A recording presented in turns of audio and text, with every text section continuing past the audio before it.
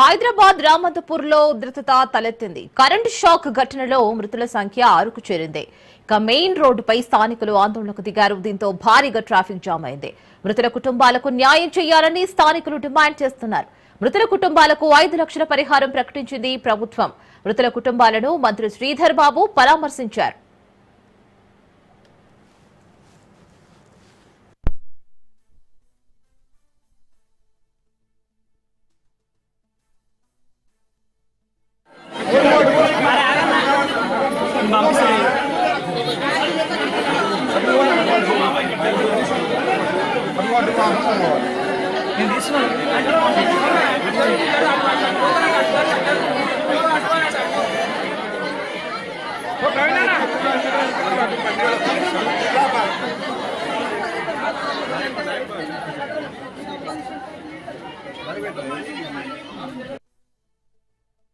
రాగానే అది రథం ముగించే బండి ఖరాబ్ అయిపోయింది.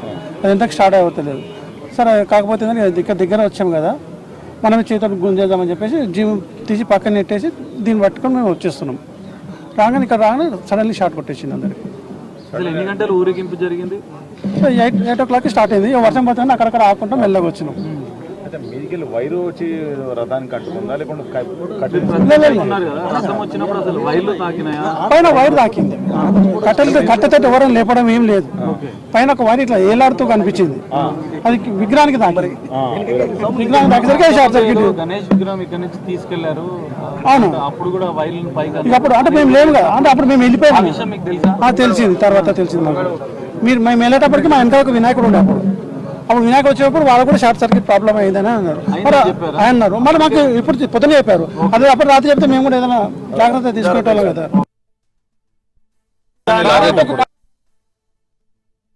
రామంతపూర్ లో ఈ ఉప్పల్ నియోజకవర్గం సంబంధించినటువంటి పిల్లలు చాలా మంది కృష్ణాష్టమి రథాన్ని వారు తీసుకువెళ్తా ఉంటే హెచ్టీ వైర్ అంటే హై టెన్షన్ వైర్ దారిలో ఆ ఒక రథానికి అంటుకొని దాంట్లో కరెంట్ పాస్ అయ్యి పూర్తిగా ఒక 6-7 మంది మరణించాడు. ఇప్పుడు మనకు వార్తలు అందినాయి. ఇది బహుశా చాలా విషాదమైనటువంటి సంఘటన. ఈ మధ్య కాలంలో భారతీయ జనతా పార్టీ పదే ప్రభుత్వానికి చెప్తా ఉన్నది, వానాకాలం ఒకవైపు రోడ్ల మీద మ్యాన్ హోల్స్ సంబంధించిన దాంట్లో కరెంటు విషయంలో కూడా మీరు జాగ్రత్త తీసుకో. ప్రభుత్వానికి మా నాయకులు మేము చాలా సార్లు అప్రమత్తం ప్రభుత్వానికి చేయమని చెప్తా ఉన్నాం వాళ్ళకు. అయినప్పుడు కూడా ఇటు ఒకవైపు జిహెచ్ఎంసీ గానే ఇంకోవైపు కరెంట్ డిపార్ట్మెంట్ గానే వీళ్ళ ఒక నిర్లక్ష్యంతోనే ఈ రోజు ఈ సంఘటన జరిగింది చెప్పి నేను భావిస్తా ఉన్నాను. ఈ యొక్క చావులకు మొత్తం ప్రభుత్వమే బాధ్యత వహించాలని చెప్పేసి కూడా భారతీయ జనతా పార్టీ భావిస్తా ఉంది. ఉన్నటువంటి వాళ్ళ పేరెంట్స్ గానే బస్తీలో ఉన్న ప్రజలందరూ కూడా డిమాండ్ చేస్తా ఉన్నారు. కాంపన్సేషన్ వాళ్ళకి పెంచాలి. కొంత 50 లక్షలు కనీసం ఇస్తే మంచిది. కాంపన్సేషన్ ఇవ్వాలని కూడా ఇప్పటికే ప్రభాకర్ గారు ఇక నా స్థానిక అందరూ కూడా డిమాండ్ చేశారు. ప్రభుత్వం నిర్లక్ష్యం వల్ల ఇది జరిగింది కాబట్టి